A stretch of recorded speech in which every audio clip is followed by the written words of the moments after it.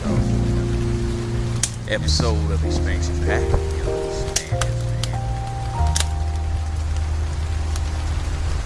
Good to be back out there on Instagram too. You know what I'm saying? Shout out to everybody. Gonna watch in the future. Do watch other places, but decided to watch it on Instagram. Appreciate y'all. We got a good show. I'm a little late, so we can hop right into it. The topic for today, of course, is Wednesday, is navigating our lives. We're going into learning. That's what we're doing today. Check us out. We got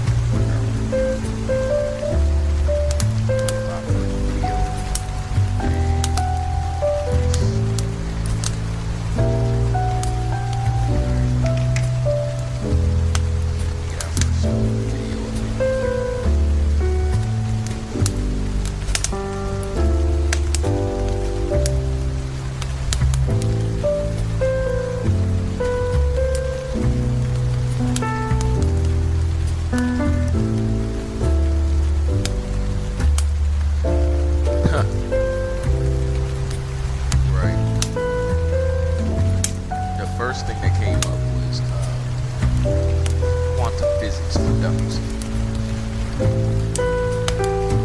Alright, come on. Get it. Needs these three key factors to get into an Ivy League or top 25 university. And it's not having a good GPA or SAT score. Let me explain. 90% of students with a 4.0 plus GPAs get rejected from universities like Harvard, Stanford, and other top 10 universities. Top universities made SAT and ACT submissions optional. And with over 100,000 plus applicants a year, as a parent, you know your child needs to stand out. Top universities like Harvard, Stanford, Princeton, and others admit students who will have a successful career after graduation. This is what gives a university its prestige. Universities are businesses at the end of the day. And if they have great alumni who become successful, it's the best form of marketing for the university. And we know this because we've guided thousands of students in over 40 states to get into the top 25 universities.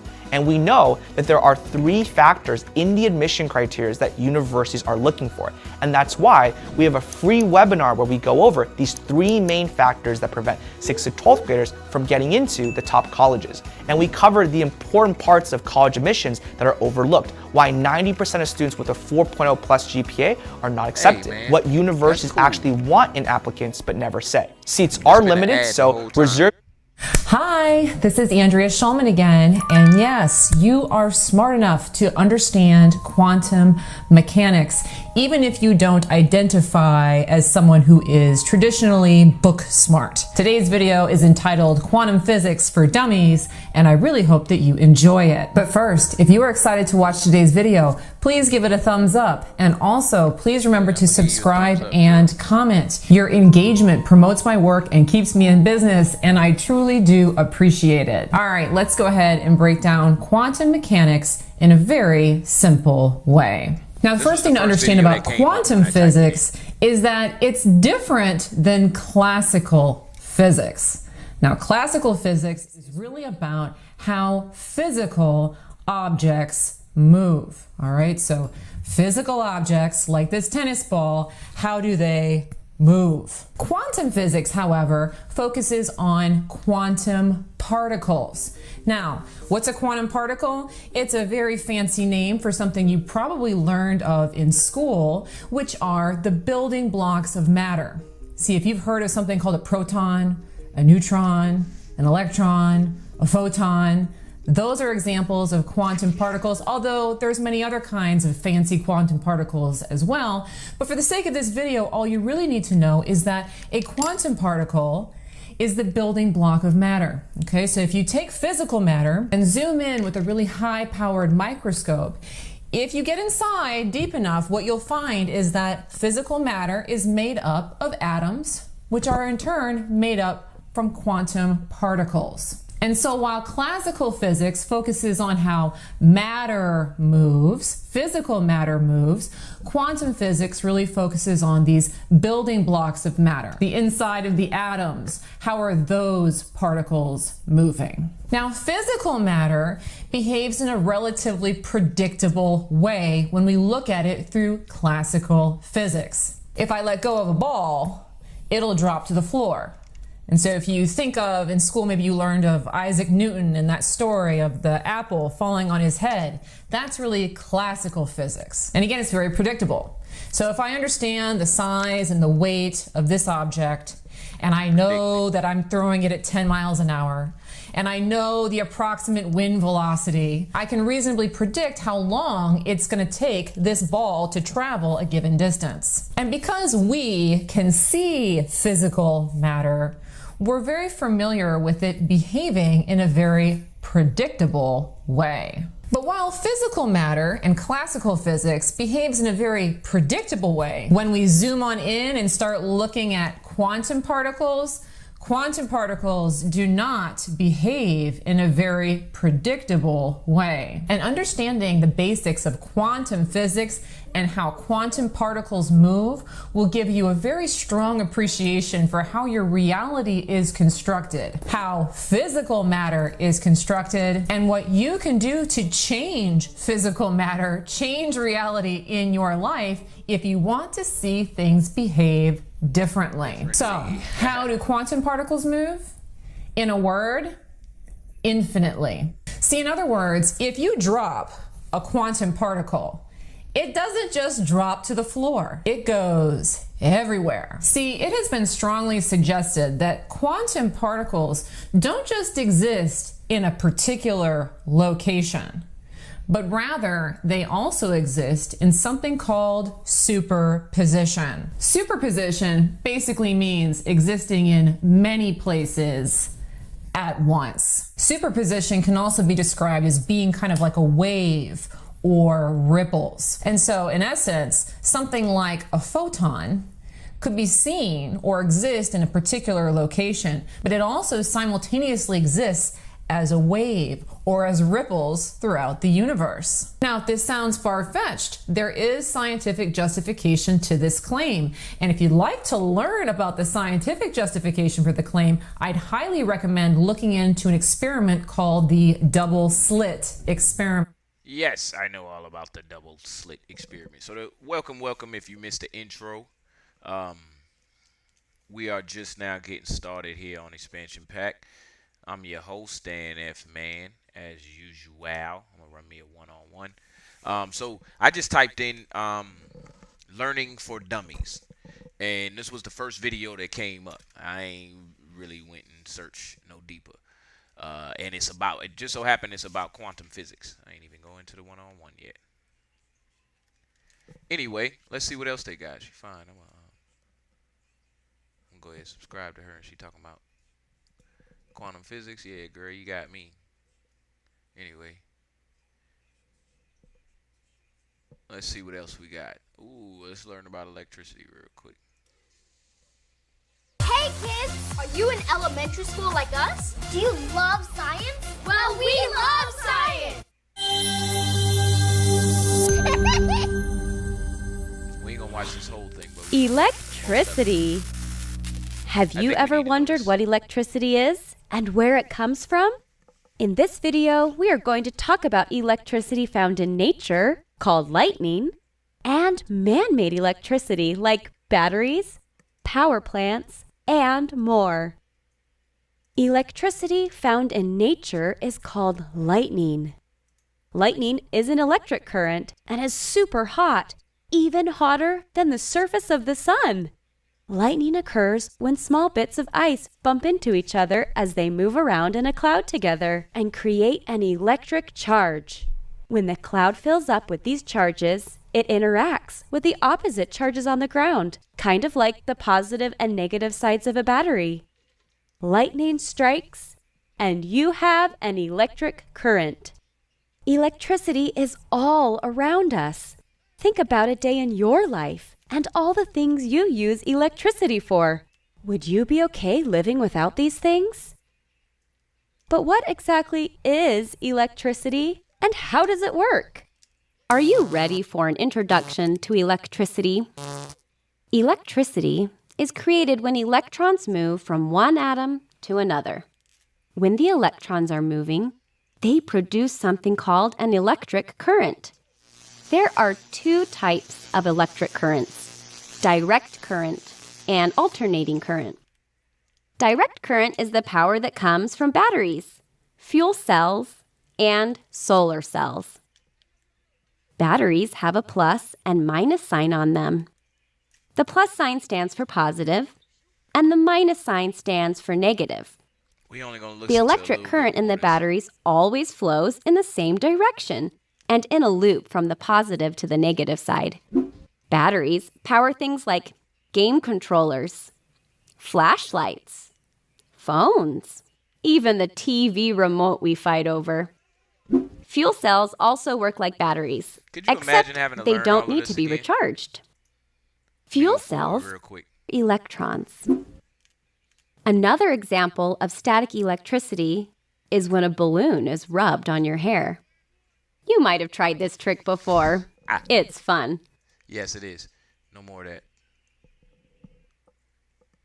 All right. Our brain has evolved to discard information that it thinks has no relevance. You know, if you think of like what is education, like you're basically downloading data and algorithms into your brain, and it's actually amazingly bad in conventional education because like it shouldn't be like this huge chore. So I think colleges are basically for fun and to prove you can do your chores, but they're not for learning.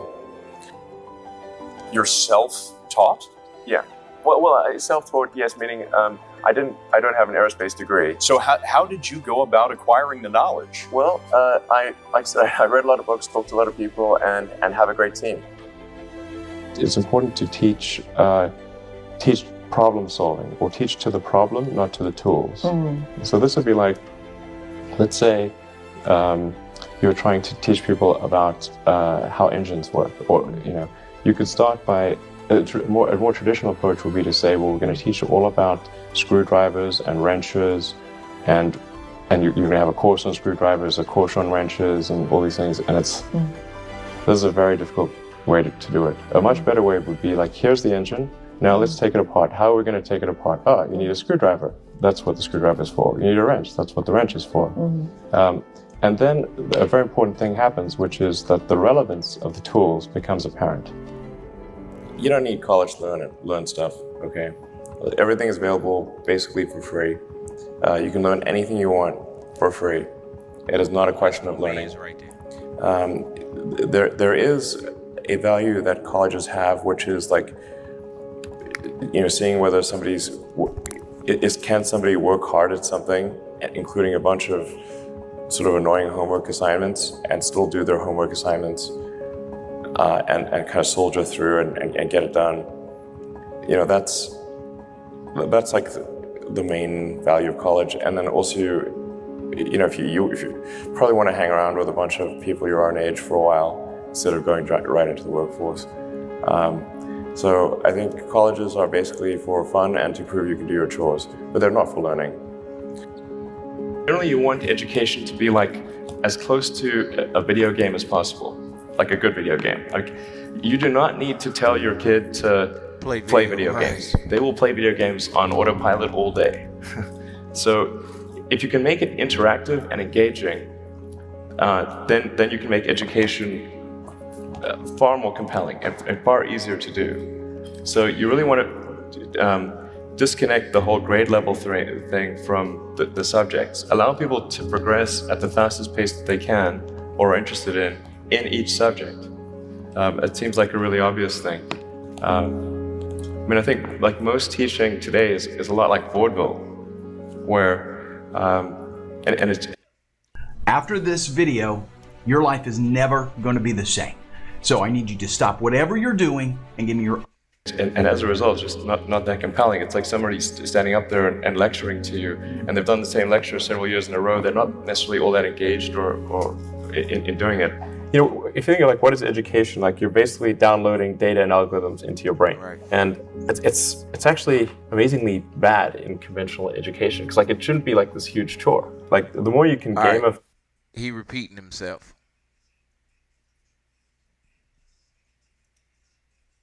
Technology is growing We're gonna watch one more and then I'm gonna exponentially.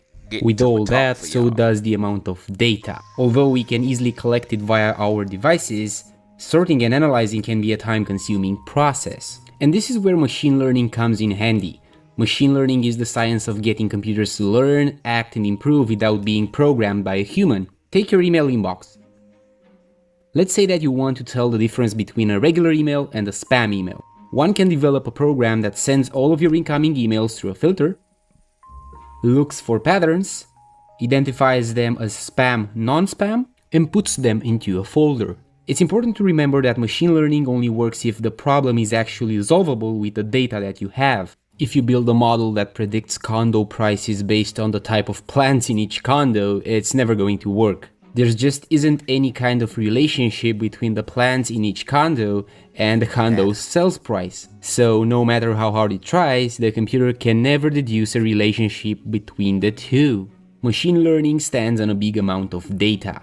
Algorithms are important too, but big data is still a key ingredient. Flawed or nonsense data input produces nonsense output. It's basically more of a garbage in, garbage out situation. On a macro scale, the hard work for machine learning is data transformation. It's about polishing and reconstructing the raw features into something that better represent the noteworthy parts of your data. And in the end, machine learning means learning, acting, and improving from data. All right. So, why are we talking about this? Or why are we talking about learning and watching some learning videos? The answer is simple. One key to navigating your life is what are you learning at that point in time. I thought about Job Corps earlier today, like when I got up, and because I got a friend down there that works at Job Corps or used to work at Job Corps. I know some people that went there, and the reason I was thinking about it is because think about what Job Corps is. It teaches you a skill. And you have people coming from all different backgrounds, but it's not college. You get what I'm saying? So what have you learned up until that point? And then you can think about college. What have you learned up until that point? Think about your first job outside of high school. What have you learned up until that point? And so learning is everything. But if you don't attribute it to that, then you just kind of brush it off to the side, and then you don't even realize you're learning anyway. You know? So, let's get back into it. What is love?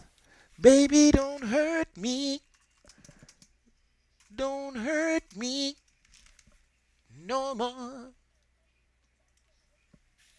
Save 50% on the Essential Teacher subscription, education.com. Download unlimited classroom.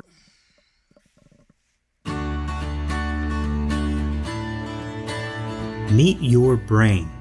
Weighing in at about 3 pounds, this single organ accounts for about 20% of your body's blood, oxygen, and energy usage. The brain houses 100 billion neurons, with each neuron having somewhere between 1,000 and 10,000 synapses, or connections to other neurons. Every thought, every action, and every memory is managed and stored in these neural pathways. What does this mean? Well, every brain is unique and uniquely organized. Yet historically, schools have educated students as if they had identical brains. In the drive to ensure standardized accountability, education has sought not to facilitate learning, but conformity.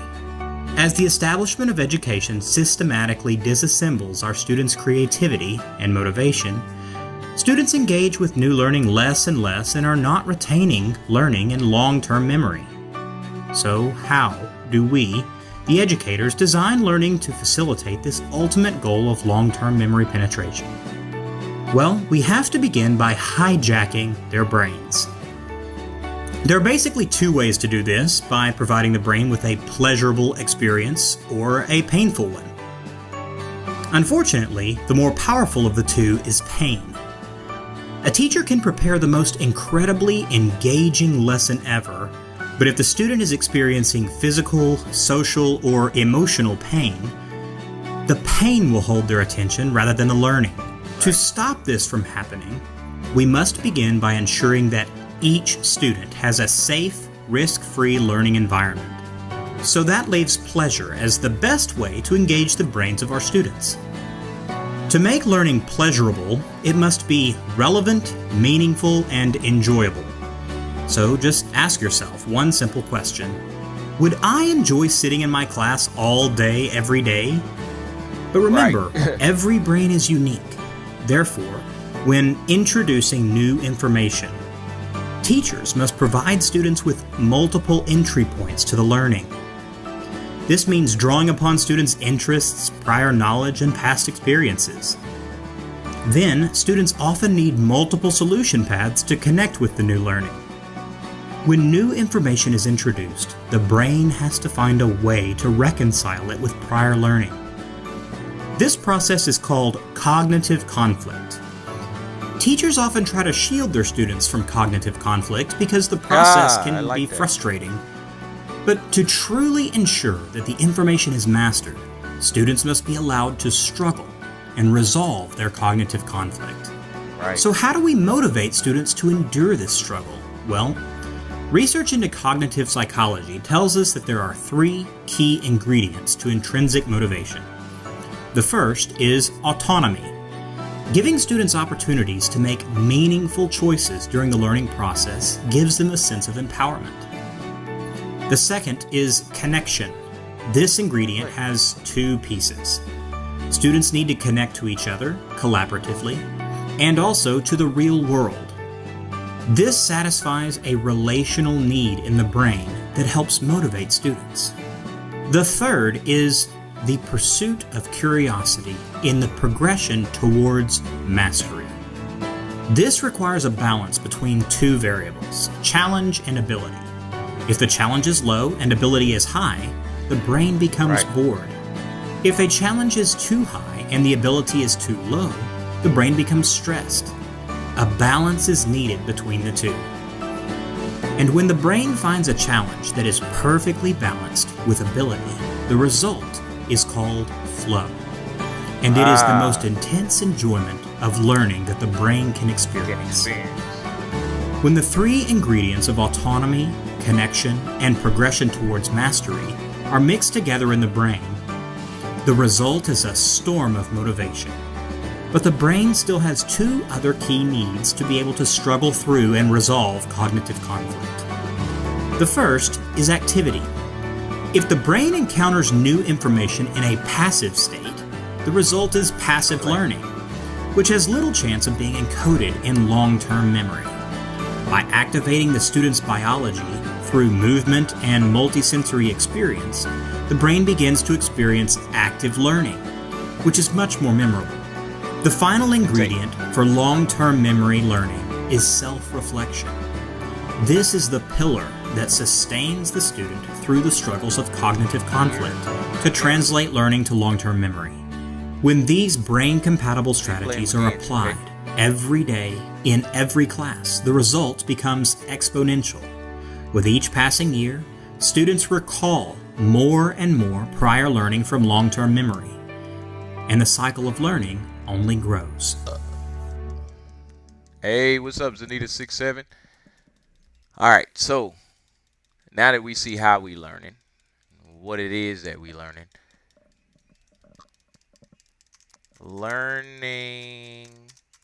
to find yourself.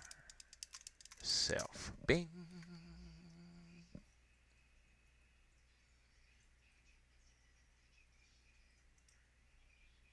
Trump abortion bans. Pregnant women. Oh my women. gosh, that's what's up. We talking about learning right now, using learning to navigate our life. We ain't talking about Trump abortion bans. None of that. All right, my bad. Many of us are wandering the earth, accomplished.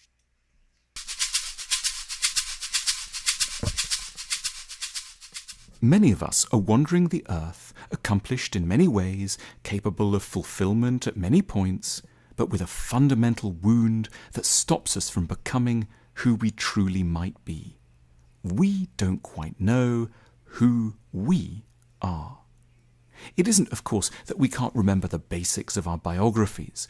We're unsure around two things in particular. Firstly, we don't have a stable sense of what we're worth.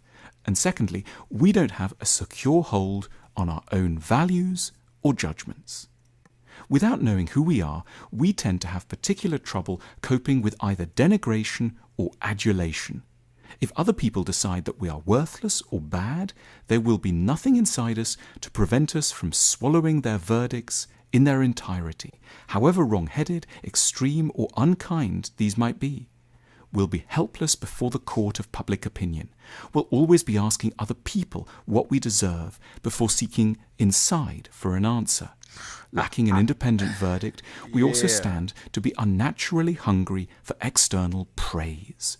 The clapping of an audience will matter to us far more than would ever be wise. We'll be prey to rushing towards whatever idea or activity the crowd happens to love.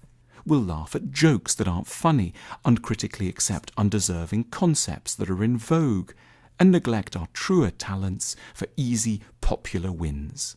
We'll trail public opinion slavishly, constantly checking the world's whims rather than consulting an inner barometer in order to know what we should want, feel, and value. We need to be kind on ourselves. No one is born with an independent ability to know who they are.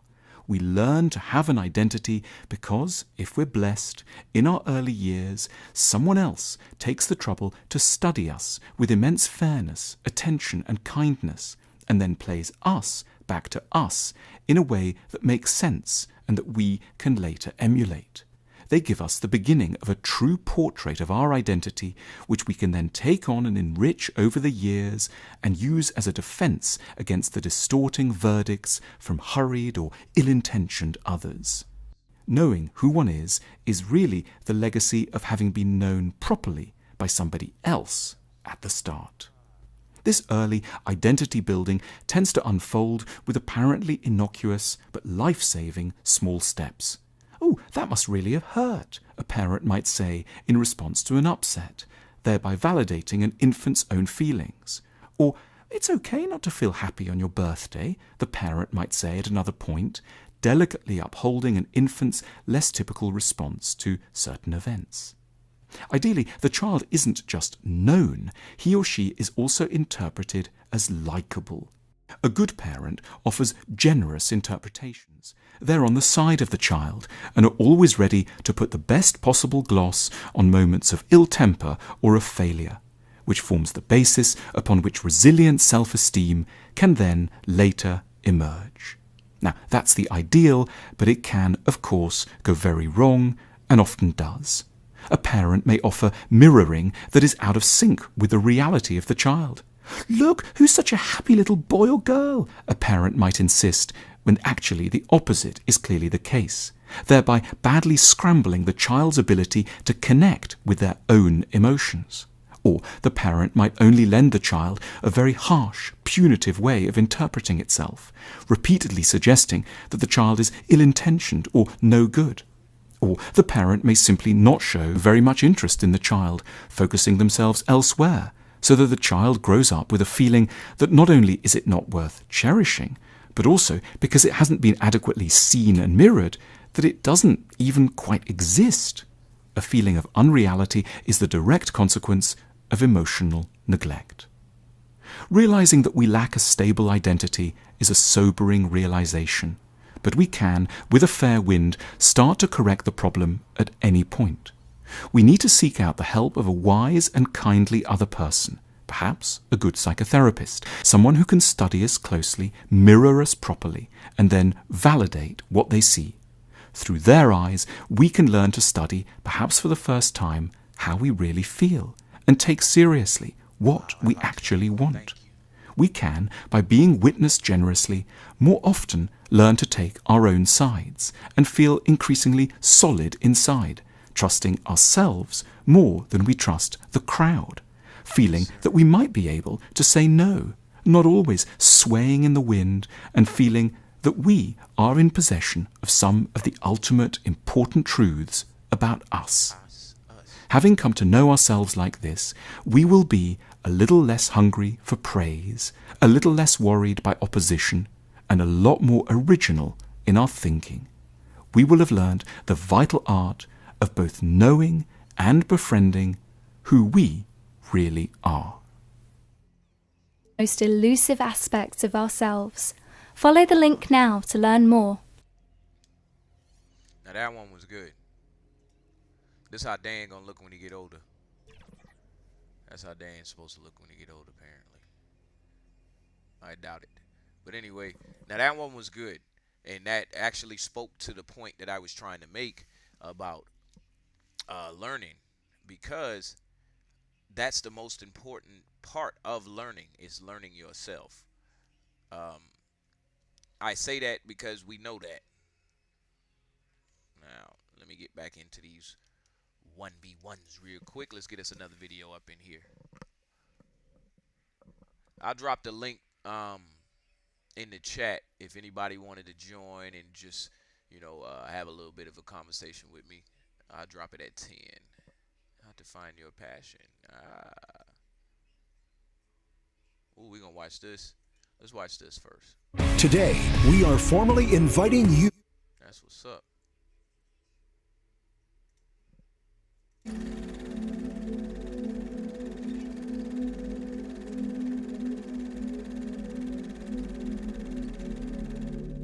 We all have two minds, the conscious and the subconscious. The conscious mind is what we are aware of and use on a daily basis to think, reason, and make decisions. The subconscious mind, on the other hand, operates behind the scenes and controls our emotions, habits, beliefs, and behaviors. While both minds are equally important, aligning them can have a powerful impact on our lives. In this video, we will explore the concept of conscious and subconscious minds and provide practical tips on how to align them for greater success and fulfillment.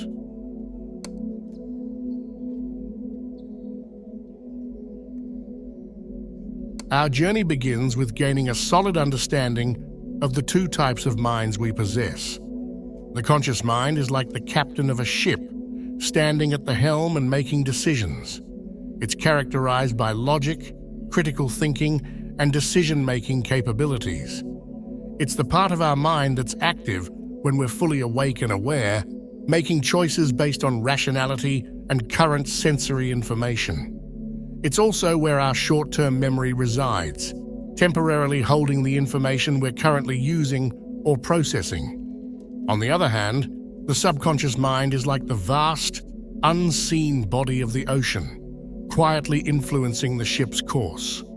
It operates underneath, in the background, and is often not within our immediate grasp. It's the storehouse of our emotions, long-term memories, habits, and deeply ingrained beliefs. It's this part of our mind that triggers emotional responses and influences our behaviors based on past experiences and learned patterns. Think of our mind as an iceberg. The conscious mind is the tip of the iceberg that's visible above the water. It's immediate, present, and seen. The subconscious mind, however, is the massive body beneath the waterline, unseen, yet immensely powerful. The interplay between these two minds is constant. The conscious mind makes decisions, and based on those decisions, the subconscious mind reacts. This reaction then influences our future conscious decisions, creating a continuous loop of influence and reaction. By understanding these two aspects of our mind, we lay the foundation for aligning them, a process that can enhance our personal growth and success. One of the initial practices to cultivate in the journey of aligning the conscious and subconscious mind is recognizing the signs of misalignment. These signs often manifest in both external and internal indicators. External indicators: procrastination, feeling stuck, and frequent self-sabotage. These are clear signs of a misaligned mind. When our conscious goals and subconscious beliefs don't line up, we might find ourselves perpetually delaying tasks or getting stuck in our progress. We might also self-sabotage, undermining our own efforts to reach our goals out of fear or a deep-seated belief that we're undeserving. These patterns can hinder our personal growth and limit our potential for success. Inconsistent behaviors and decisions. If we find ourselves repeatedly switching courses or making decisions that conflict with our stated goals, it's a clear sign that our subconscious mind might be pulling us in a different direction. Our behaviors are not consistent with our conscious intentions, indicating a misalignment in our thoughts and actions. This misalignment creates a gap between what we desire and what we actually do, making it crucial to address and bridge that gap in order to achieve true alignment and progress towards our goals. Internal indicators, persistent negative emotions, feeling restless or unsettled. Our emotional state is a powerful indicator of our internal alignment. Persistent negative emotions, such as anxiety, anger, or sadness, suggest that our subconscious mind is in conflict with our conscious aspirations. Similarly, the constant feeling of restlessness or unease can be a sign of internal discord or dissatisfaction. It is important to address these emotions and feelings to achieve a greater sense of well-being and harmony within ourselves. Recurring negative patterns and habits. Our subconscious mind is the repository of our long-term habits and patterns. If we find ourselves stuck in recurring negative patterns or habits, it's a clear sign that our subconscious beliefs are not in sync with our conscious desires. It's our subconscious trying to assert itself, revealing the misalignment in our mind. It's crucial to recognize and address these patterns to achieve the alignment we seek. Understanding and acknowledging these indicators is like using a compass in uncharted terrain. They guide us to areas in our psyche that need attention, signals from our subconscious mind about conflicts hindering progress. Ignoring these signals is like neglecting a compass, leading to confusion and dissatisfaction. Paying heed to these markers helps identify misalignments between conscious and subconscious minds, restoring balance and aligning with true aspirations. Consider it as a boat and a sailor. Our conscious mind is the sailor that holds the compass, while our subconscious mind is the undercurrent that guides the boat's direction. Even if the sailor consciously decides to go north, if the undercurrent is pushing towards the south, the boat will drift off course. The sailor must recognize the strength and direction of the undercurrent to successfully navigate the boat. In a similar vein, recognizing and understanding the signals from our subconscious mind allows us to align our actions with our intentions, guiding us towards our desired destination.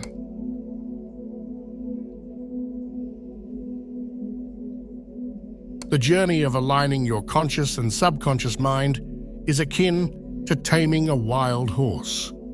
It's a practice, a daily commitment to nurturing habits that foster harmony between these two powerful forces within us. Let's delve into these habits. Affirmations. Imagine affirmations as the gentle whispers we tell ourselves, the silent pep talks that infuse our subconscious with boundless positivity and unwavering confidence. The immeasurable power of positive self-talk cannot be overstated. By thoughtfully crafting effective affirmations and intentionally incorporating them into our daily routines, we can gradually and definitively reprogram our subconscious, effortlessly replacing any lingering negative beliefs with a resolute and unshakable foundation of positive ones. Visualization. Our minds respond powerfully to imagery. By visualizing our goals and aspirations, we can impress our subconscious mind, aligning it with our conscious objectives. The practice of visualization includes exercises such as picturing yourself achieving your goals, feeling the associated emotions, and truly immersing yourself in that vivid mental image. Visualization is a profound tool that can help us manifest our desires and propel us towards success. Meditation and AMP. Mindfulness. Meditation is like opening the door to our subconscious mind. It allows us to quiet the noise of daily life and delve into the silent depths of our inner self. Simple mindfulness techniques can act as anchors, helping us stay present and aligned throughout the day. By cultivating a regular meditation practice, we can nurture our mind-body connection and enhance our overall well-being. Hypnotherapy and AMP, guided imagery. Hypnotherapy, a powerful method of visualization, taps into our subconscious mind. Through guided imagery, we communicate, reset mental patterns, and transform our inner landscape. With a trained hypnotherapist, we embark on a transformative journey, exploring our psyche, uncovering potential, and manifesting positive change. Each session brings deep relaxation, suggestion, storytelling, facilitating healing and growth. Hypnotherapy and guided imagery can help unlock our true potential for purpose, fulfillment. How would your life change if you were making over $10,000 a month from your own online fitness business? And self-mastery. Journaling. The act of writing can be incredibly cathartic and transformative. It allows us to bring our deepest subconscious thoughts to the surface, process them with clarity and intention, and gain profound insights that can shape our lives. Engaging in practices such as gratitude journaling, dream journaling, and stream of consciousness writing can be immensely powerful tools for self-reflection, personal growth, and alignment with our true selves. Consistent, positive actions. The subconscious mind is a creature of habit. It responds to repetition and consistency. Through habit stacking and positive reinforcement, we can cultivate behaviors that reinforce our conscious intentions, bringing us closer to alignment and ultimately achieving our desired outcomes.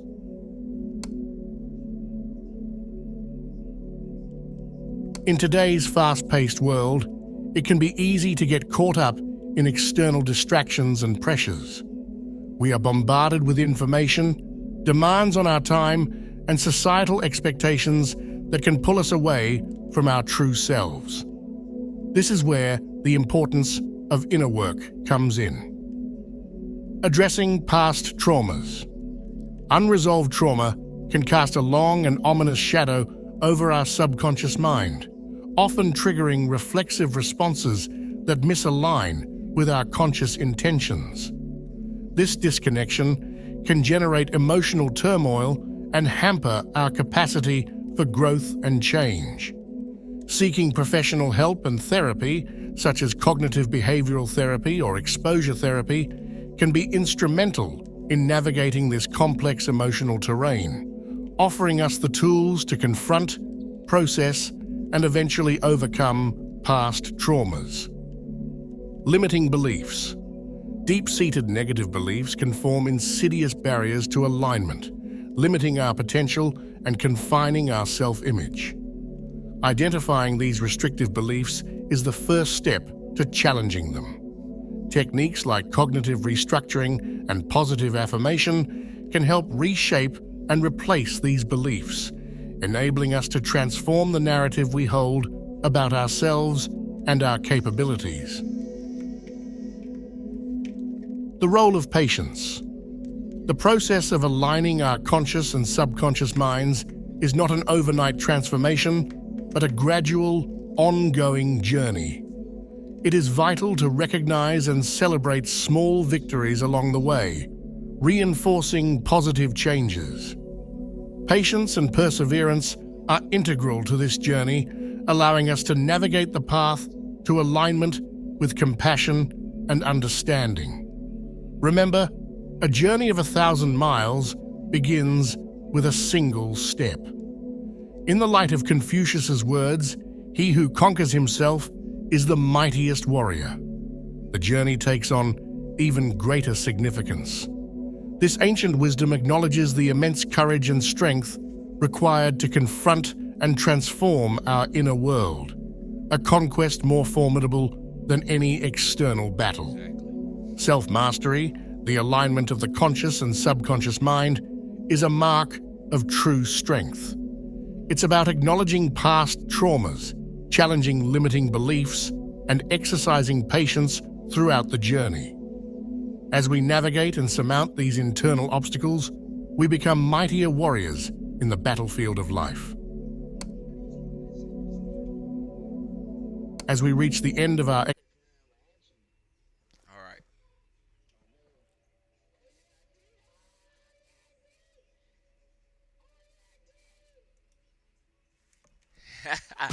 The pineal gland has tiny little cilia, hair-like extensions all around it. The notion of our higher self can be a profound facet of our existence. It may seem unconventional, perhaps even implausible to believe in something that we have never directly experienced. But let's delve a little deeper into this. What if your higher self communicated with you through subtle signals? Imagine the possibilities that exist in exploring this concept.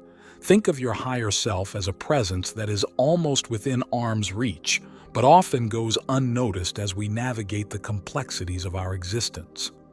It patiently awaits our recognition, while our innermost desires are its silent companions, guiding us to revelations that escape our physical senses. Consider the interconnectedness between physical, spiritual, and emotional dimensions that define our human experience. These three dimensions are intrinsically linked, influencing each other in open and subtle ways. Although we can choose to ignore this unity, it resides within us, shaping our reality. But what does our higher self want from us?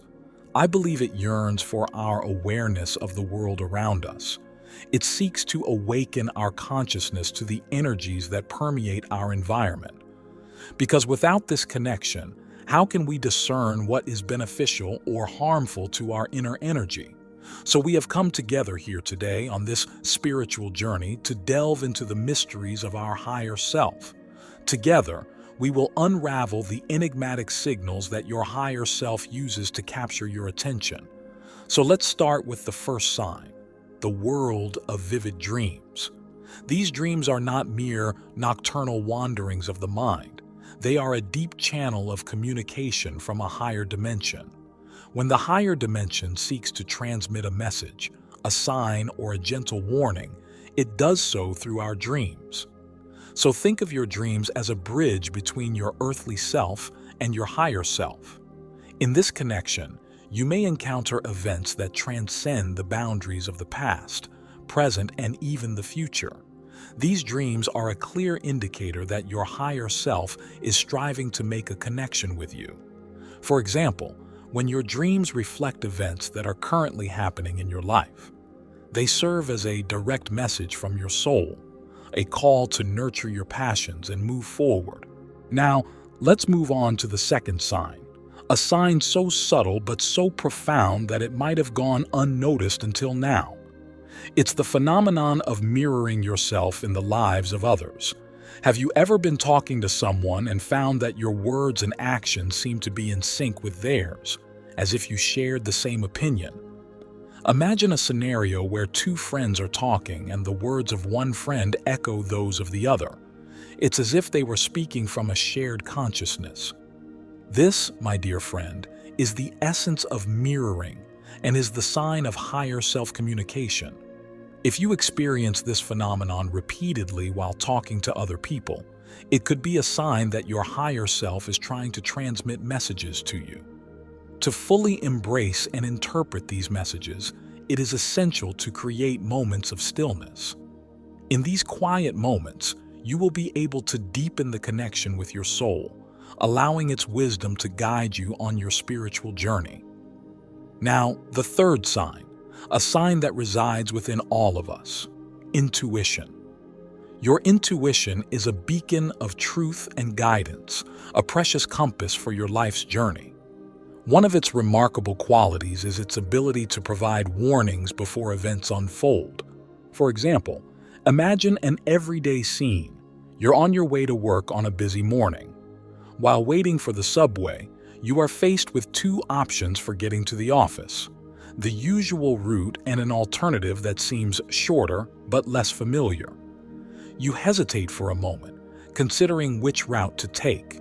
At that moment, a subtle feeling of discomfort and intuition begins to manifest itself. Something inside you suggests that opting for the less familiar route seems the most sensible choice. You decide to trust this feeling, choosing the route you don't usually take. As you approach the office, you hear news of an unexpected incident that has occurred along your usual route, the one you take every day. A traffic accident has blocked the road, causing significant delays for those who have chosen it. Your intuition, by guiding you along this route, not only avoided setbacks and frustrations, but also contributed to a smooth and efficient start to your working day. This is a simple example of how intuition can guide us in making decisions that promote our well-being. It acts as a beacon of inner wisdom, leading us in the right direction to achieve our goals and avoid unnecessary obstacles. Our intuition serves as a messenger, predicting potential events or situations to come. It can offer guidance in resolving conflicts or dealing with issues from the past. But remember, even if your intuition leads you to an outcome that may not seem successful, it offers valuable insights and opportunities for growth. So, in our journey of self-discovery and spiritual awakening, one of the wisest choices we can make is to listen to our intuition, for it is a trusted companion, guiding us along a path of greater understanding and fulfillment. The fourth sign is a phenomenon that may seem disconcerting at first glance, but which carries deep spiritual significance: the sudden appearance of people in our lives. It's as if the universe orchestrates the arrival of these people just when we need assistance or guidance.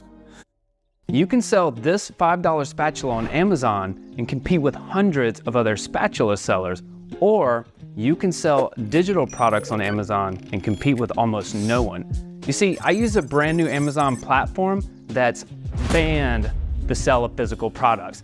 Yet without me buying or shipping inventory or storing anything, Amazon's still paying me over $40K a month. You see, everything I sell is 100% digital, so the products live on my computer or laptop. And the crazy part is, I didn't create this system. Carla taught me this. Carla, why don't you tell them more about it? I'm going to show you a way to potentially make money by pairing Amazon with the power of AI without ever selling physical products. And I promise you've never heard about this before. I just created some simple digital products, then I put them up on Amazon, and it was so exciting. The first time I tried it, I made $14, and I was like, oh my goodness, this actually works. Hi, I'm Carla Marie, and the coolest part is Amazon puts over 300 million customers just a click away. So age, experience, qualifications, none of it matters. I want to share my full system with you, but obviously this is an ad, so I'm hosting a free workshop where I walk you through my... These individuals are not mere chance encounters. They are sent to us with a specific purpose in mind. Their presence is woven into the web of synchronistic events that unfold around our lives. So instead of avoiding them or running away from them, consider the beauty of this cosmic design. The universe, in its infinite wisdom, detects moments when you need support. Your soul, intimately connected with you, discerns the most suitable individuals to help you on your journey. Isn't it inspiring to recognize how the universe orchestrates these encounters? It only reaffirms the deep connection between our soul and the cosmic forces at play. Now, the fifth sign, the realm of thoughts. Our thoughts are not just random reflections, but a channel through which our higher self communicates with us. The thoughts that pass through your mind shape the way you perceive and respond to the world around you. It's our higher self gently nudging us to think positively, encouraging us to recognize the significance and importance of the connections in our life. Our thoughts are influenced by our inner emotions and spiritual beliefs, creating a deep interplay of energies.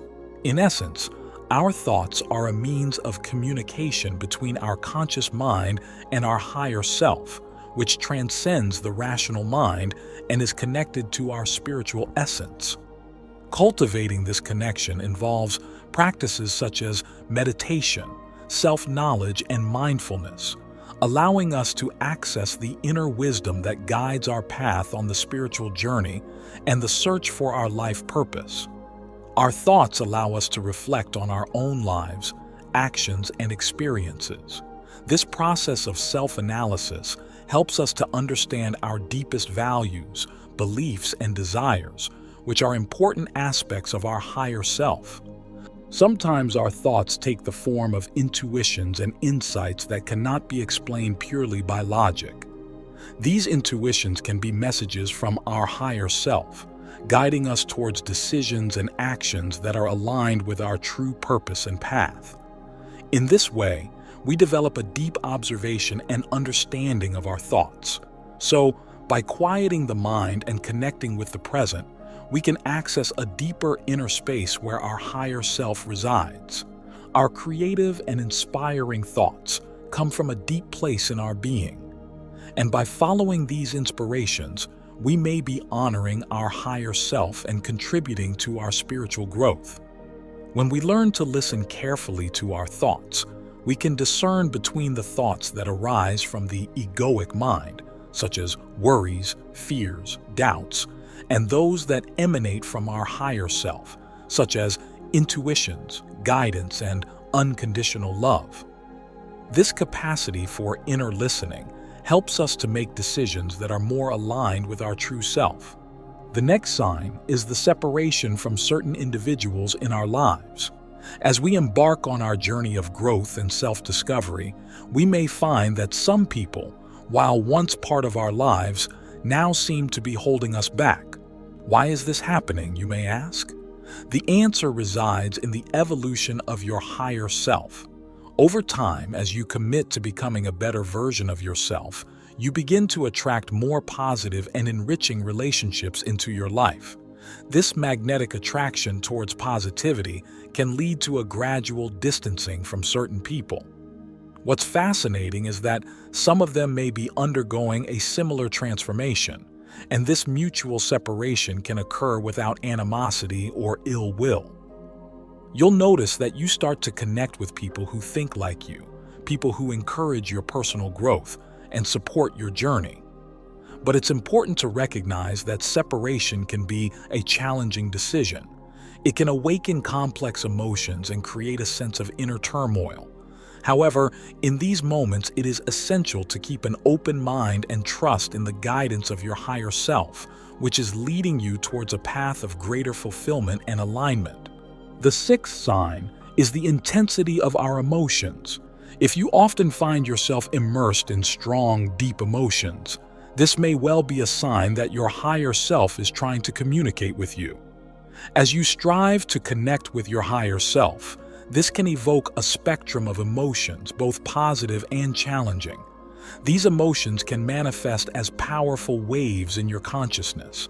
They can include feelings of sadness, joy, or even moments of introspective contemplation bordering on depression. When a connection is established between your higher self and your emotional state, your feelings can quickly intensify. In these moments of emotional intensity, it's important to recognize them as valuable indicators of your inner transformation, generating an even deeper connection between your higher self and your emotional world. In this way, we encounter the next sign, finding solace in your personal space. Have you noticed a growing desire to spend more time alone, as if you needed to organize your thoughts and emotions? It may seem that you are moving away from certain social interactions and activities that you once enjoyed. But this seemingly unusual desire to isolate yourself is actually a subtle call from our higher self. Our higher self, in its search to connect with us, may be gently asking for more solitude. During this period, you may become less involved with the outside world and more involved with your inner realm. Although isolation can sometimes feel disconcerting, it offers a unique opportunity to reconnect with the spiritual dimensions of our existence. The more we embrace this solitude, more quickly the connection with our higher self will manifest. Now, let's move on to the penultimate sign, the regular practice of meditation. Have you felt a growing inclination to meditate, to set aside time for silent introspection? Meditation serves as a bridge between the physical and the spiritual, allowing us to temporarily disconnect from the material world and bring our spiritual self into focus. This inclination may well mean that your higher self is trying to communicate with you. I say that because I've also felt this inclination to meditate. It's as if I feel I need to dedicate more time to this practice. It's difficult to explain with words alone, but it's something that comes from within me, calling me to take more time for myself, for the present, and for my own essence. That's why I'm currently dedicating myself even more to meditation, because it's a practice that calms me and makes me more present. It's as if I'm totally complete when I do it. Meditation also plays a vital role in eliminating unnecessary baggage and relationships that no longer serve our spiritual growth. Warning! Don't believe the AI trading hype until you watch this entire video. Hi, I'm Lane Mendelsohn. I'm the president of Vantage Point AI, the leading market forecasting software that's helped over 35,000 traders find life-changing trading opportunities just like these. I've been featured on news networks such as Fox Business, Yahoo Finance, and even at the NASDAQ. I was even named one of the top 10 tech entrepreneurs to follow. If you've been curious to learn how to utilize AI in your trading, there's plenty of other new startup companies with very little to no actual experience in the markets, trying to capitalize on the new AI trends to make a quick buck. Meanwhile, our AI trading platform was pioneered by my father back in the late 1980s, and our long history of predicting markets with 1 to 3 days in advance with up to 87.4% proven accuracy speaks for itself. You see, so many of these software companies and YouTube influencers want to cherry pick a few big winning trades. It's easy to draw lines on old charts and show where you could have or would have or should have to earn. It provides a gateway to higher realms where we can find solace from depression, anxiety, and stress.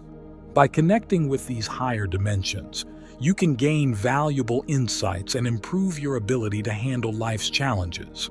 The final sign, but no less important, is an amazing sense of inspiration and enthusiasm about our lives. Have you noticed significant changes happening in your life lately?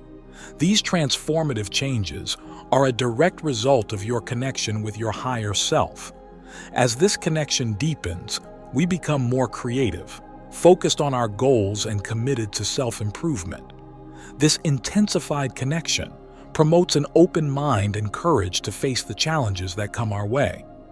Eventually, you may find yourself venturing into new horizons, whether it's starting a business, building a house, entering into new relationships, or embracing bold entrepreneurial risks. Intriguing, isn't it? The awakening of your higher self has the potential to trigger a profound transformation in your life, enabling you to explore unknown territories and experience the world with a renewed vigor and purpose. These are just a few signs that may represent the call of our higher self. Of course, there may be even more signs, as this is a very deep and dense theme, and it can be interpreted in various ways. But I would like you to reflect on these signs and how they can influence your connection with your higher self. So, practice more moments of reflection and introspection, because these moments are unique and special and only strengthen your connection with your higher self. I hope this content helps you and enlightens your journey. Thank you for embarking on this journey with me. If this video resonated with you, I invite you to like and subscribe to our channel. Share this video with others so they can benefit from this message.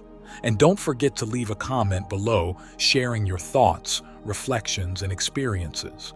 Thanks again for watching and for joining me. Take care and see you soon.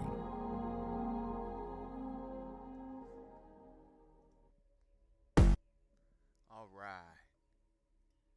Sorry to seem so distracted on y'all. I was in an intense battle just then, you know what I'm saying? With a formidable foe. A formidable foe. If I wasn't 62, if I wasn't 70 something, he wouldn't be formidable at all. So let's keep on upgrading, keep on getting on. All right, so learning is vague if you're not learning about something. You can learn about a lot of things. You can learn about a little bit of things. You can stay with one specific area, or you can have a broad area of interest. But learning is what we use to get us through every bit and piece of our life. So why not learn about yourself along the way? All right, moving forward.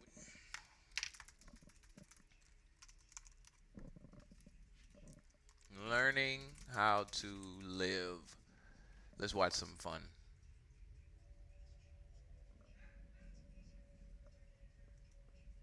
What if the universe depends on you?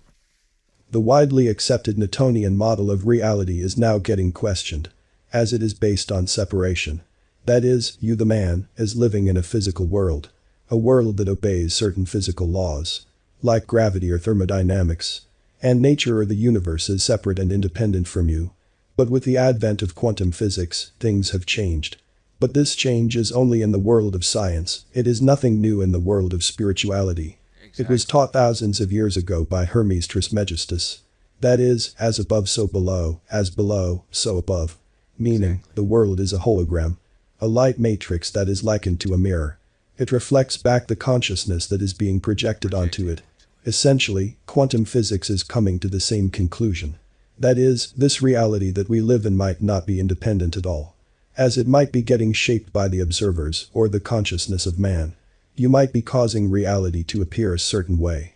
As in quantum physics, the idea of multiverse and infinite timelines is being explored now. Neville Goddard discussed it in his book, Thinking Fourth Dimensionally. That is, he theorized that the fourth dimension from which our three-dimensional world is being translated contains all the possibilities of your life that could possibly happen. Infinite world lines.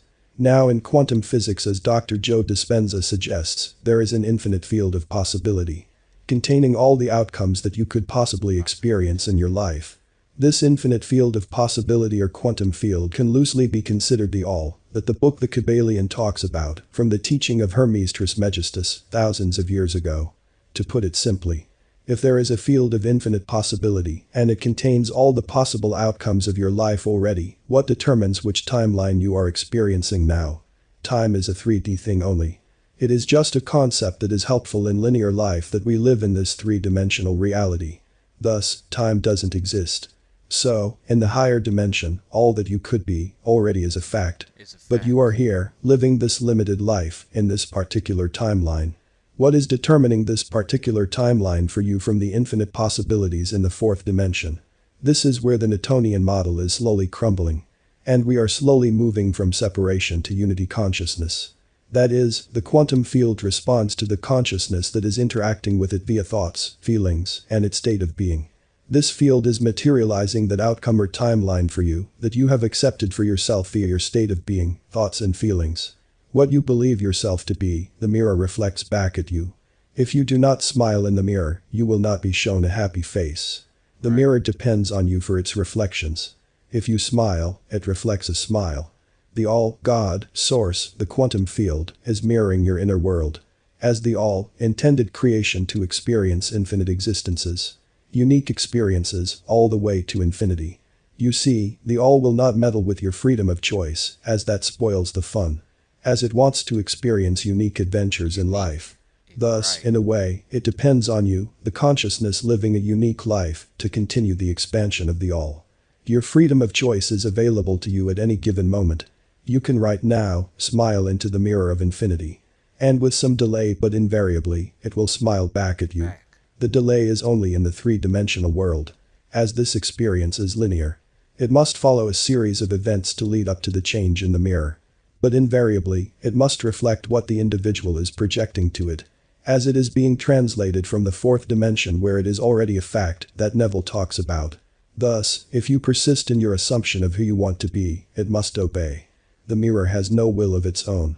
If it did, there would be no authentic experience of the all. The all intends to experience what it is like to be you in this now. And it cannot have this experience if it forces its will upon you. You see, the infinite has made itself limited to have a genuine adventure of being you. It depends upon you in this now as its focus point to choose its experience. Essentially, you and the all are one. But here in this world, there is this veil of amnesia upon us all to simulate a genuine experience. It is like you have voluntarily allowed yourself to be brainwashed to play a virtual reality game to absolutely have the most authentic experience. So, when you get hit in the game, you actually feel it as if you think it is real. But if you knew it was a game, you wouldn't be that scared for your life. As you know your real self is unharmed. This is the reason why your life here can seem ruthless at times. And we look around and ask ourselves, how could a God allow this? Well, now you know that this God is not a separate being doing this to you. You and I are doing this to ourselves. By using the law of being in an unpreferable way. You act crazy in front of the mirror and it will show you an insane person. It cannot show you a successful and happy person. A few years ago, all I wanted was freedom. As I was feeling very stuck in my life. And the world proved me right. Then I stumbled upon the works of Neville Goddard. At that point in my life, I couldn't wrap my head around the notion that an all-loving God is putting me through all this pain. Either I am doing something wrong, or what I have been told about God is false. You see, God didn't reveal Neville's teachings to me out of his kindness, as the past me would assume. As I was told that God is a separate being and it has a will, and it decides who to save and who to not save. I presented to the mirror a question. The mirror responded with Neville. Then I proceeded to present to the mirror the consciousness of freedom. It responded back. Mind you, my environment that I felt stuck in didn't change. What changed was my inner world. I just felt amazing. I lived in a condo with a free gym, but I didn't go there for over a year. Why? Because I felt stuck in my mind. There were so many cool things around me for free that I didn't do, because I was a man living in the consciousness of a man who is stuck in life. Thus, I couldn't see all the awesomeness around me. And then what felt like an instant change in me, I began to notice all the freedom around me. All the opportunities around me presented themselves to me like magic, which were there all along.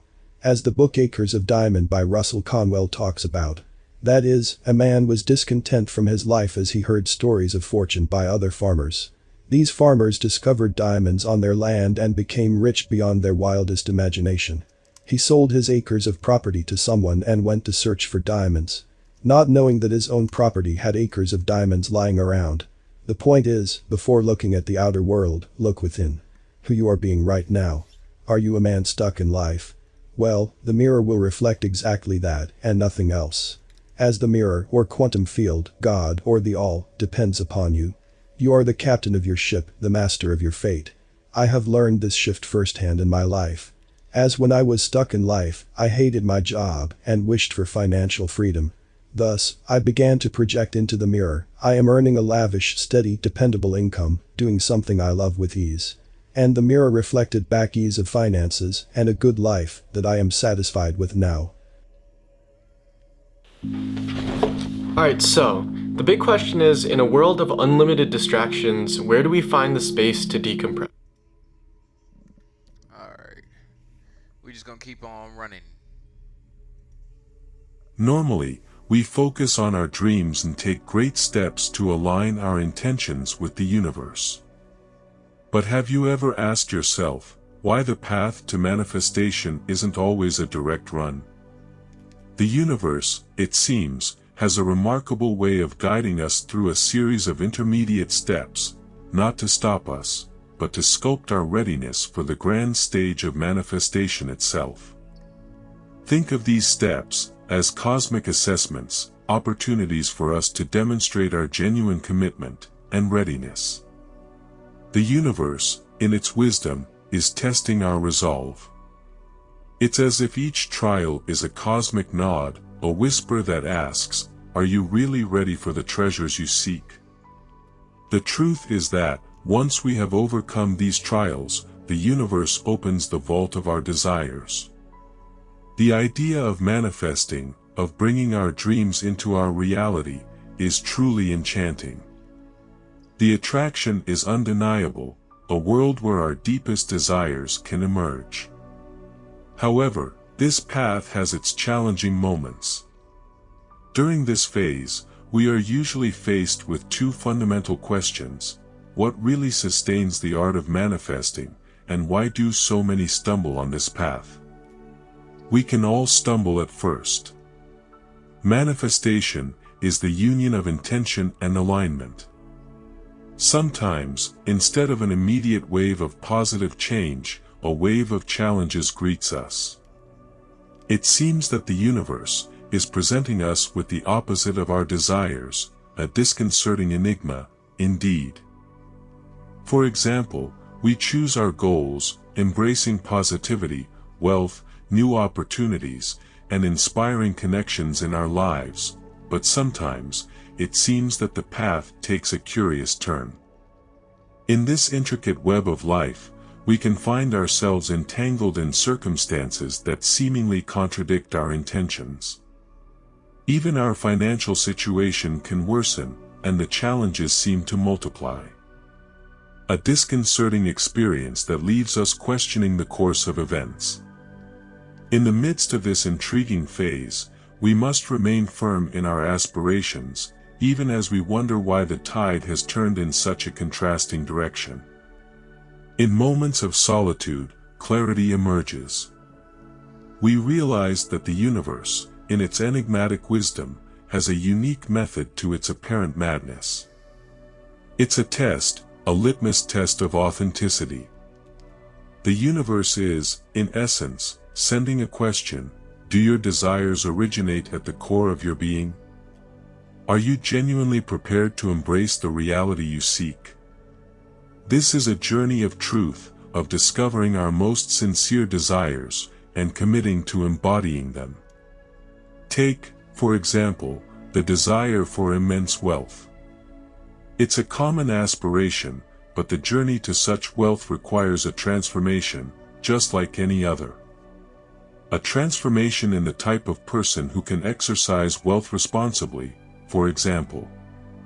The universe is testing us, making us question if we are really ready to walk this transformative path. In a world where aspirations often come to the surface, the tests of the universe are an enigma waiting to be unraveled. We've found the formula to teach people how to create more order and more coherence in their brain. They are the mirror that reflects the depth of our desire, the mirror that asks if we are ready to embrace the essence of our dreams. It's an epiphany that illuminates our path. With new clarity, we understand how to navigate the trials of the universe. And then, like turning a page, changes occur. We discover that the trials we faced before were stepping stones that took us closer to the treasures we were looking for. The path is realigned and, in a short time, exactly the things we desire begin to materialize. It is a testament to the intricate manifestation of the universe, a force that encourages us to discover our truest selves and invites us to embrace our most profound desires. As we go deeper, we come back to a fundamental question that lies at the heart of manifestation. It's a question that holds the keys to unlocking the mysteries of the universe. You see, manifestation is not about the universe fulfilling our specific requests, but something deeper. It's about the universe granting us reflections of our own being. Let me repeat that for emphasis. The universe is not a wish-fulfilling entity, but a mirror that reflects our essence. It is the very essence of manifestation, the very core of its mechanics. It's not about receiving exactly what you ask for, it's about receiving what aligns with who you are. Think about it. You have desires in your heart, to prosper financially, to find deep love, to nestle in the heat of your dream home, whatever. However, here's the fundamental principle. as long as your inner self remains unchanged, as long as you resonate to the same frequency, change will remain illusory. So, this change is fundamental. This is where the universe comes in, not as an adversary, but as the sculptor of your journey.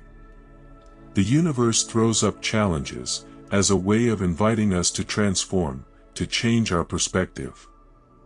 You have to ask yourself, are you prepared to mirror the energy of abundance even in the face of challenges? When we awaken to this perspective, we see opportunities in the midst of challenges. It's a transformation, not just in circumstances, but in our mindset. And this brings us to the second layer of the universe's intention, to witness your commitment to your newfound self, especially in times of adversity. By declaring our desires, by venturing into the realms of manifestation, we are opting for a rebirth. We are choosing a new version of ourselves. It is this new you that the universe is sculpting, gently pushing you to live as the person who has already realized these dreams. These challenges are the markers that affirm our determination. They are the guides on our transformative journey. So, it's essential that we recognize that every time we embark on manifestation, we are making a choice to embrace a new version of ourselves. This choice is the key to receiving what we desire. Before we explore strategies for overcoming these trials, let's dive into a thought experiment. Imagine for a moment that your old self is similar to a distinct living being, much like your favorite animal, a cat, a dog, or any creature that resonates with you. This creature has taken up residence in your mind, in your consciousness, and in your very being. Now, imagine a new creature arriving, claiming the space that the old one once called home. It's like a new tenant claiming ownership of a previously inhabited space. How might the former resident react?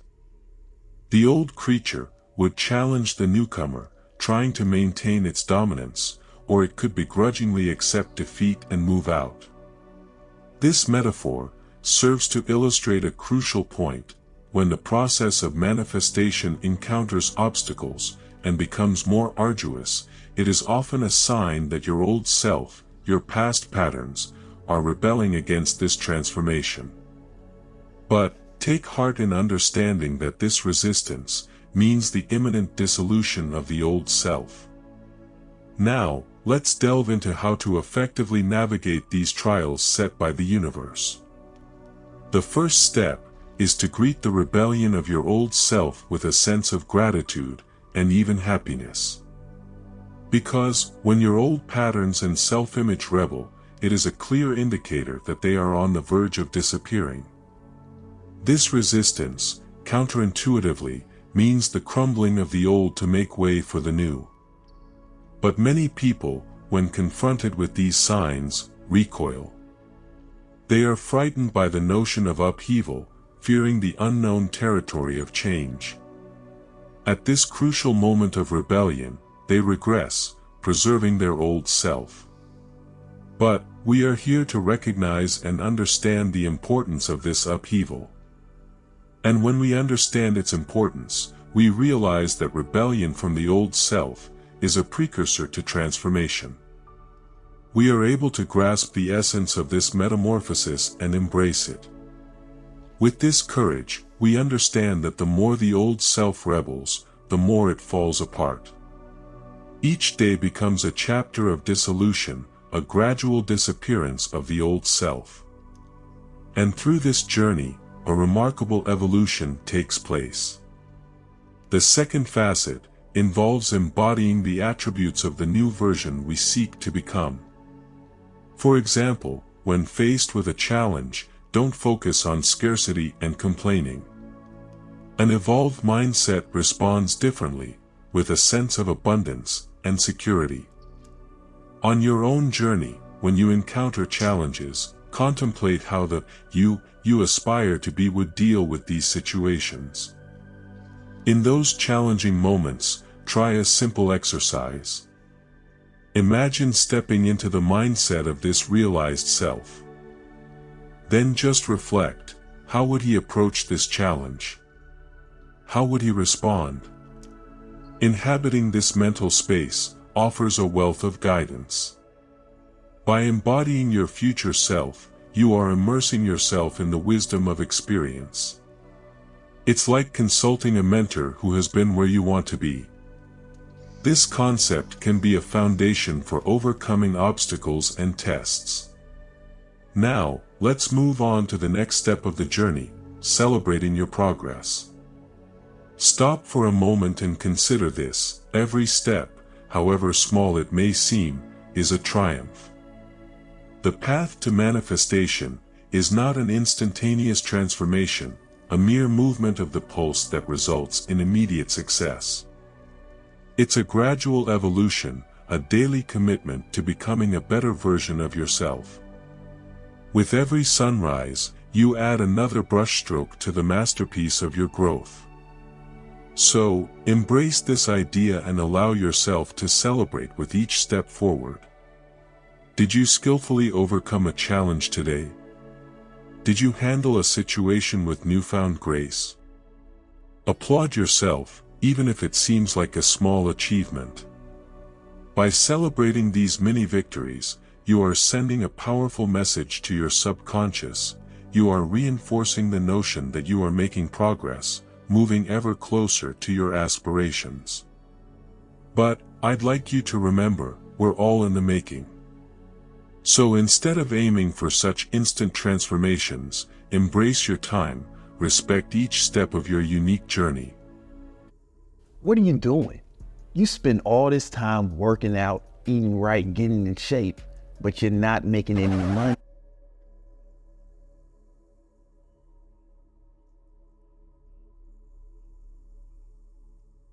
I'm getting so many videos here, but nothing. Huh?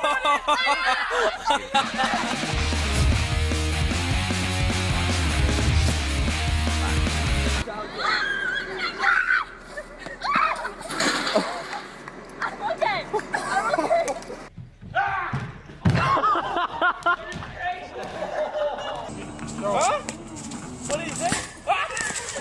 I don't want to see people getting hurt.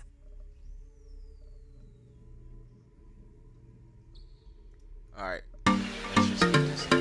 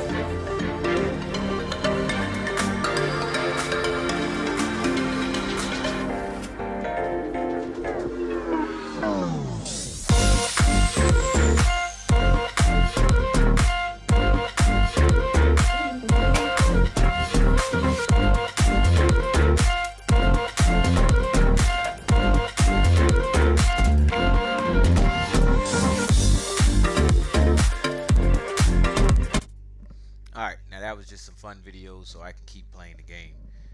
Today has been interesting, very, very interesting. I like seeing the progress that I make with the game that I'm playing with the 2K, because I'm playing with 3 different people. And I also like to see the progress that I make with the talk and the handling of the topics for the day. This one particularly is good. It's really good for me because I'm taking it in and I'm able to gain something from it. And whenever I'm able to gain something from it, then it's a multiple amounts of people who resonate as I do will also take it in a similar fashion. So I'm not mad at that at all. Put this badge on. Let's get back to it though.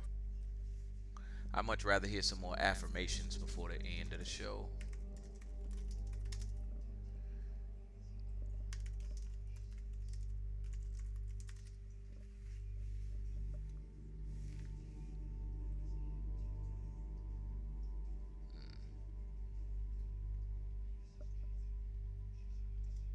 Okay.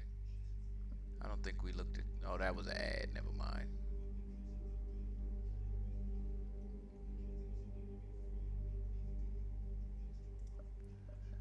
We fight for the future where we lower the cost of living for America's families. Bringing down grocery prices, capping unfair rent increases, making sure billionaires pay their fair share in taxes. What we need is what Kamala Harris is fighting for. Your child needs these 3 key factors to get into an Ivy League or top 25 university. And it's not having a good GPA or SAT score. Let me explain. 90% of students with a 4.0 plus GPAs get rejected from universities like Harvard, Stanford, and other top 10 universities. Top universities made SAT and ACT submissions optional, and with over 100,000 plus applicants a year. Welcome to Mind Insider, where we harness the law of attraction to manifest dreams and create an empowered community pushing the boundaries of manifestation to the extreme. Don't forget to join us by subscribing to the channel. Now, let's begin today's session. Our words are a tool for the mind to create a reality.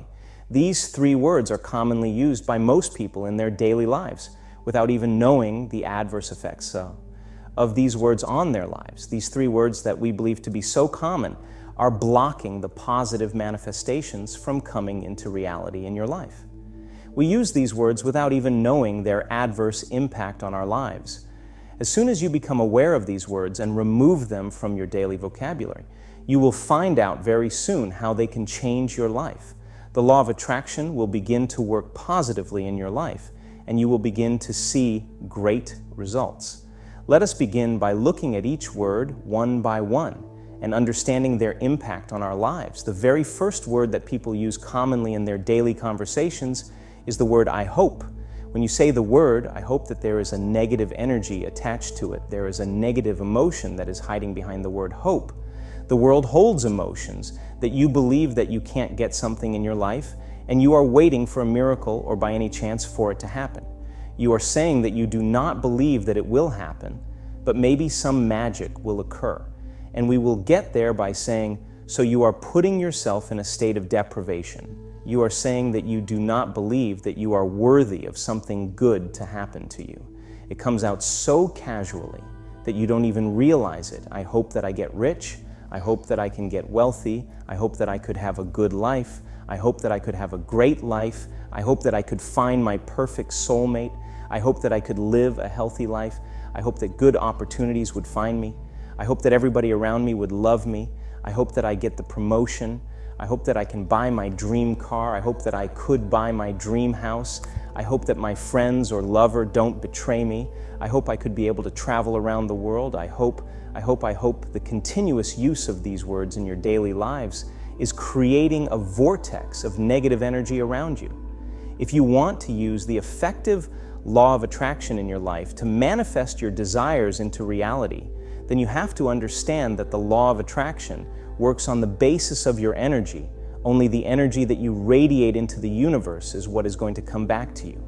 If you are coming from a vibrational energy of are feeling deprivation and unworthy, then that is what you're going to attract to yourself. The more you will feel the deprivation, the more that deprivation will be created in your own life. Whatever is on the inside of you gets reflected to external world. Instead, whenever you are speaking about your desires, be mindful of what you're saying. Keep an eye on yourself. Whenever you say these words in your conversation, stop right there and change them. So what is it that you can say instead of saying, I hope? Well, if the word I hope comes from a point of desperation and vulnerability, you need to change these words into something that has the vibrational energy of certainty and abundance. So whenever you catch yourself saying, I hope, change these words with I know. So instead of saying, I hope that I get the money, substitute the sentence by saying, I know that I am worthy of this money. I know that I have the ability to be successful. I know that I'm going to get this promotion. I know. Remove I hope from your life and replace it with I hope forever. This is going to reflect positively in your life. As soon as you begin to make these changes, I know that I have an abundance of money. I know that good things are coming my way. Notice the change in energy that comes with saying the words, I know there is an excitement and positivity of energy associated with these words, and hence the universe will bless you with excitement and positivity in return. Yes, sir. The second word that we're going to talk about is the word I need. I need to have more money in life. I need to have a girlfriend, and I need to have a successful business relationship. I need a car, I need a house, etc., etc. You're saying every time that I need something, and what energy does that hold behind it? You're simply saying that you are a needy person. You are saying that you are living a life of deprivation. You are running behind those things that you do not have in life, leaving you embattled from within. That is what you feel that you deserve in life. Have you noticed how most people are living their life like this without even realizing it? You will be talking to someone in your family or friends, and they will tell you that I need such and such thing to happen to me. That would be great if it happens. I need my colleagues to be less brutal to me. I need people to be appreciative of me and my work, snicker, or I need my neighbor to be less nosy and mind their own business. We live in a world which is filled with the abundance of everything that we can ever imagine. This world is filled with an abundance of money, with the abundance of love, with the abundance of prosperity, with the abundance of happiness, and everything else dear to the human species. If you would only let yourself feel the worthiness and abundance from within, then you will be able to access all of these things. The universe wants to bless you in all the beautiful ways. All you have to do is stop looking on the outside for your happiness. Your desperation will only repel your happiness away from you. The more you will be desperate for something, the more the universe will continue to make you deprived of it. It is the energy that you put into your words again that can bless and make your reality. Have you ever noticed how a man or a woman is usually attracted to someone who does not come up as super desperate to them? You are usually attracted to people who are not super clingy. It is embedded in our psychology itself. The same thing goes with our inner self as well. You need to feel that you are abundant in all fields of life. You come from a place of being content with yourself. You do not need the money. You do not need someone to help you feel prosperous. My life is filled with abundance. My life is filled with prosperity itself. I amplify this emotion every day. Tell yourself that again and again, and give yourself a reason for it. I know that I am worthy and abundant because I am passionate about my work. The universe blesses me every day. I have the food to eat on my table. I have this life ahead of me to explore the world. My passion drives the money for me automatically. I am passionate about life. I have everything that I could ever imagine. I'm sitting right here with all the health that I'm blessed with. I am an abundant human being. There is a difference between the energy of the word I need and then saying that I'm abundant. Focus on the things that you have in life and begin to radiate positivity. Based on those things, you are a personification of vibrational energy. Channelize that energy into its pure form. Everything that you desire already exists somewhere in the universe. When you become united with everything that exists around you, the universe begins to bless you in miraculous ways. New opportunities will begin to show up without you trying to push yourself toward them. The third and the most negative word that you can say for yourself is the word, I cannot do this, I cannot do that, I cannot achieve this in life, and I cannot be successful. These are all negative emotions that arise due to some previous experiences that you had in life that are holding you back till this very day. It is the result of those past experiences that your subconscious mind believes that you are unable to do or achieve something in life. And you also begin to hold that true to yourself. Right. But imagine if Shakespeare would have thought that no one would read my plays ever. Right. It is a waste of time to write about anything. What would have happened? History wouldn't have registered a noble mind in the field of literature. We find his literature for references till now, keeping him alive with his work with us till now. Just because of the fact that he believed that he could. All right. So, I appreciate y'all for stopping through again today on another episode of Expansion Pack. Learning, most important thing you can do in life. And I'm not talking about sitting down reading a book learning. I'm not talking about sitting down and, I don't know, learning a new skill learning. I'm talking about the overall act of bringing in new information, new experiences, and new things into your life. It's a non-stop. It's non-stop. I don't care if you're 250. You know, so that is the fastest way, or the fastest resource and tool I have to get in to be who and what you want to be. It's learning. All right, y'all. I'm out of here for the day. I'm gonna give y'all some more of this video as we close out. I'm gonna let y'all watch me play the game because y'all ain't been watching it if you ain't on Instagram. So, yeah, peace, and I'm gonna holla at you when you get some head grease. You know what I'm saying? You will not know the power that you hold within you till the time you let it flow freely. The pineal gland has tiny little cilia, hair-like extensions all around it. And that power won't be unleashed till the time you will keep saying, I cannot do this. Take another example of J.K. Rowling. For instance, before the release of the first book in the series of Harry Potter, she was leading a miserable life. She lost her mother, lost her relationship, lost a child in the process, and later again fell into an abusive marriage relationship. She was also refused by many publications. What if she would have believed that she could not? If she would have told herself that she could not be a published writer, she would have never found the fame that she has today. She told herself that she could, and all of us know what happened next.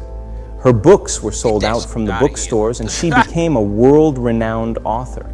Before the actual miracle happens, everything might seem to be miserable, but it is your belief and strong determination that can bring your desires into reality. Take a look at other personalities such as Oprah Winfrey herself. She pulled herself out of poverty and is now one of the richest people in the world. If she would have continued to believe that her poverty had no end, her life would have spun about differently. Even Steve Jobs says that the world is built by people no smarter than you by the word you. He means people like you and I, simple, ordinary people. But only those people have the ability to change the world, and the people who believe in themselves. Whatever you believe that you are on the inside always reflects on the external world. So keep in mind that everything you can imagine is everything that you can achieve. Never tell yourself that I cannot do this. Remove this word from your vocabulary and start saying that I can. The world is filled with infinite possibilities of everything to happen. You have the impact on the world with your words that create your reality.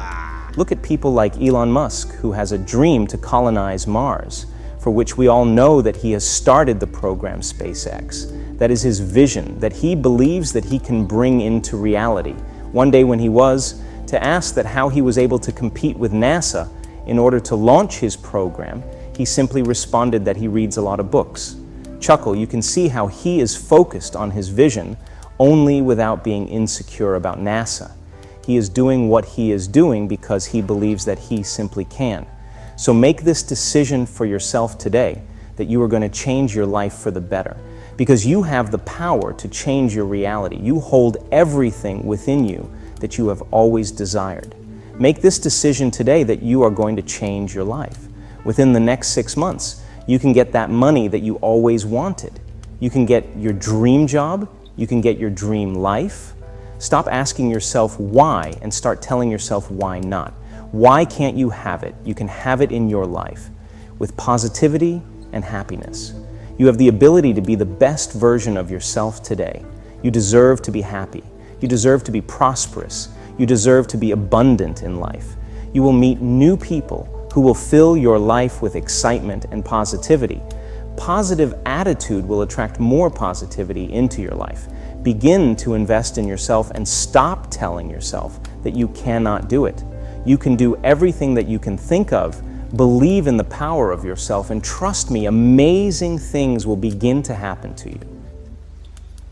After this video, your life. All right, y'all, we about a year, 40 days. I'll let y'all later.